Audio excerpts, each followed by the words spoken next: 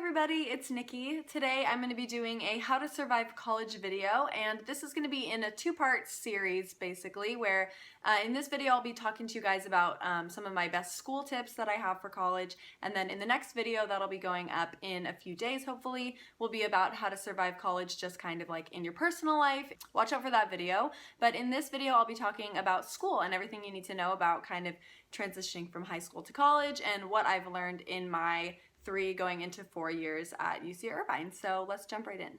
Okay, so my first tip is one that unfortunately I have to deal with this year, and that is to avoid 8 a.m.s. I'm sure a lot of high school students hear this going into college, is that you start high school really early and you think, oh, it's fine, like I know how to get up early, like I'll be fine, whatever. It's definitely not the same in college. You stay up way later in college. I did this, I thought, oh, I'll be fine taking like 8, 9 a.m. classes, like no big deal. No, just don't do it. Just take our word for it. Everybody's gonna tell you this, but just try and avoid it if you can. Sometimes you can't avoid 8 a.m.s. Like this quarter, I'm taking an 8 a.m. class because that's the only time they offer it, and that's the only time it fits in with my schedule.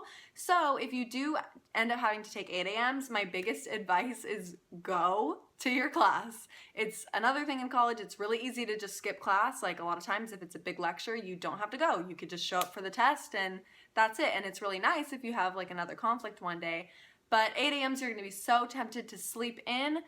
Don't do that. Go to your class. You will not regret it. I ended up failing a class because I never went because it was at 8 and I had to retake it. So it was such a hassle. It was not that hard of a class and I was just dumb and didn't go because I just didn't want to get up. So trust me, learn from my mistakes. Go to your 8 a.m.s. Okay, so number 2 is going to be talk to a counselor early on. This is again something that I did not do, is go talk to your academic counselor and kind of get their input on, hey, here's what I want to take for all my classes for this year or for the upcoming couple years, and let them know what you think, or let them tell you what they think about what you've signed up for and what you plan on taking, because a lot of the times they're going to have input because it's their job to know exactly what you should and shouldn't be taking for your specific major. So a lot of times things can like count for 2 different categories that you didn't know about, or maybe one class you think will count won't, and it's really tricky a lot of the times the way this kind of stuff works. So definitely go talk to your counselor because they know honestly way more than you do, and it just takes a lot of stress off your shoulders. Another one that you'll probably hear a lot is do not buy textbooks from the bookstore if you can avoid it. They mark up the prices like crazy. I've found books there that are like $200 to $300 that aren't even bound. They're like the hole punched ones that you put in a binder. I'm like, why am I paying $200 for pieces of paper? Like, no. My favorite 2 places to buy books are, one, my school has like a Facebook page, and it's called like UCI Textbook Swap or something like that, and I'm sure all schools have something similar.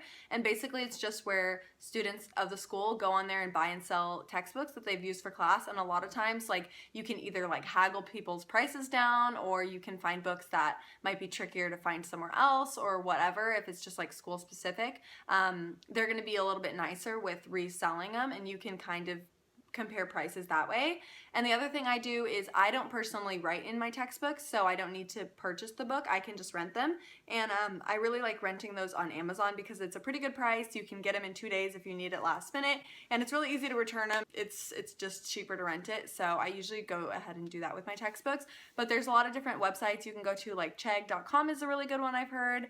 Slugbooks is another one I've heard about, but basically try and do anything you can to get those prices down because textbook prices are ridiculous and nobody wants to spend that much money on your books when you could be paying for things like rent and food.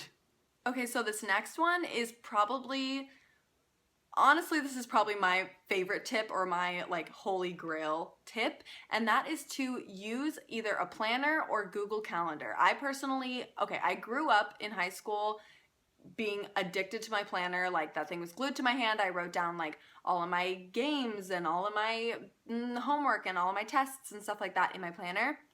I always had it with me. It was super convenient and I loved it. And going into college, I used a planner for I think both my first and second year, and then once I hit junior year, I kind of discovered Google Calendar linked up with my Gmail account, and it is the best thing ever because if you're not always going to have your planner when you're like out with your friends or like out to dinner or at a party or something like that, and you need to check like, what am I doing tomorrow afternoon? You want to get lunch? Like, let's go. It's right on your phone, it's right on your computer. It's super easy to like add and take away hours and different appointments, and you can put all your classes in there and break down the schedule you have for every single day. So it's so helpful when you're planning out, especially once you start working, having school, having extracurricular stuff. Like, you're gonna be so busy all the time in college, and every day is gonna be different. So it's gonna be really hard if you just try and like remember all that.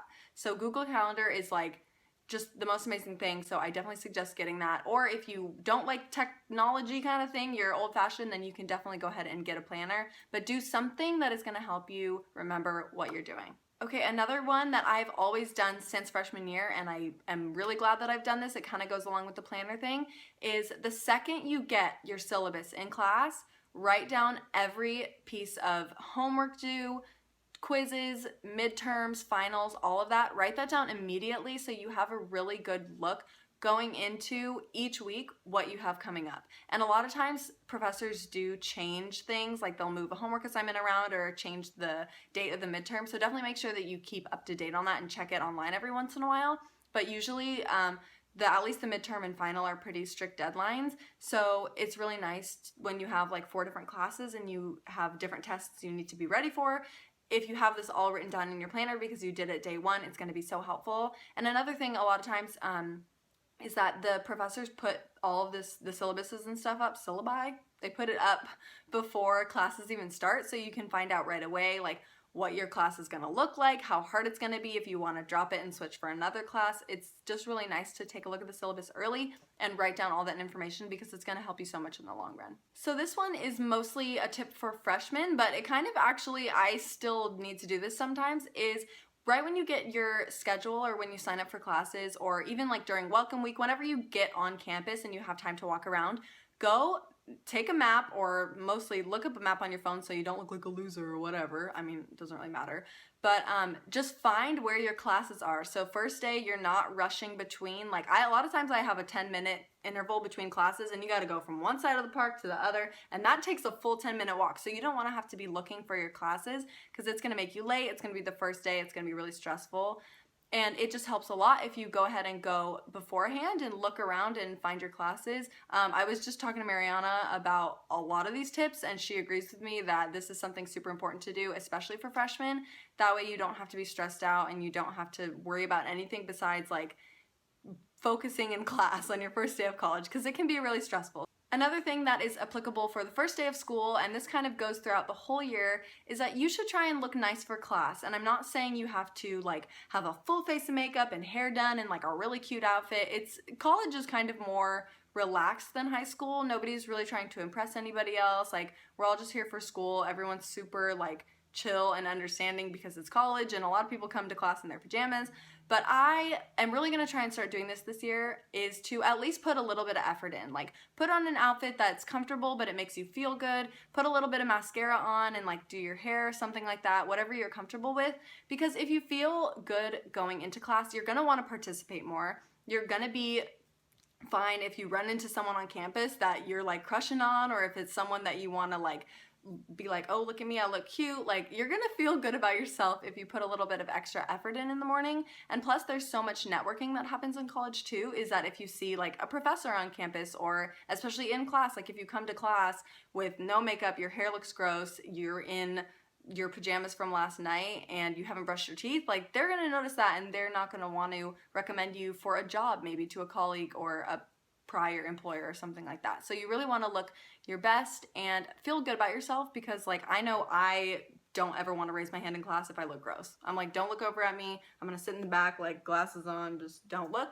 But if you look cute, you're going to want to raise your hand, you're going to learn more, and it's going to be great.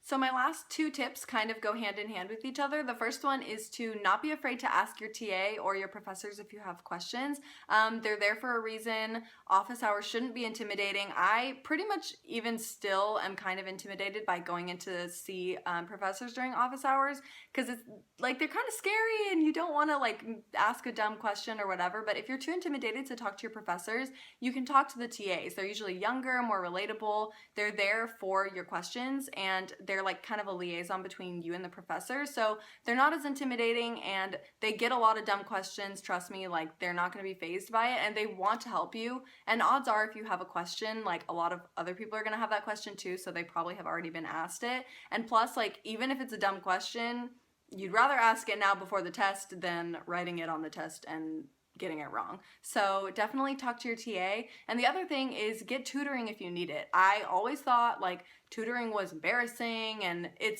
has kind of like a negative connotation with it, but especially in college, these classes are really hard. Like, it's no joke. If you're going to like a good university, which I'm sure you all are, it's gonna be difficult, basically. That's it. It's college. So a lot of classes are going to be kind of, especially if it's not in your strengths. Like, I'm really bad at math. I could do a lot of other stuff. I can write really well, can't do math. So when I took calculus, I had to go get tutoring, and it helped so much. At my school, it's called LARC, and it costs like $100 a quarter, like for your class that you're taking. But if you get financial aid, you can actually get waived out of that, so you don't have to worry about paying for it if you can't afford it. And it just is really helpful, and you usually meet once or twice a week, and it has like a TA who guides you through it, and they break everything down, and it's so helpful. So you'd rather honestly go get tutoring, which is not embarrassing, and it's not something you should be ashamed of, because a ton of people do it. Like, some of my smartest friends get tutoring, and that's why they get such good grades. But it's really going to be helpful to you, and you want to get good grades in your classes to raise that GPA and get a good job after school. So definitely go get tutoring and talk to your TAs and your professors. Okay, so that is all I have for my school tips for college. I really hope these help you guys out. I know that if you're going into college as a freshman, it can be really intimidating. Class sizes are bigger. There's a lot more work to do. There's a lot of other things you have to do, and you have to manage your time, but it's definitely doable. You just have to keep pushing and keep going on, and hopefully like these will help you out. If you have any questions, you can go ahead and leave them down below. But like I said previously, I'm going to be making another video like this, kind of like a college survival kit, but more on the personal side. So how you can deal with making friends and failing and things like that. So definitely keep an eye out for that, and definitely subscribe to my channel if you want to see more. So that's all I have for you guys today, but I'll see you later. Thanks for watching. Bye.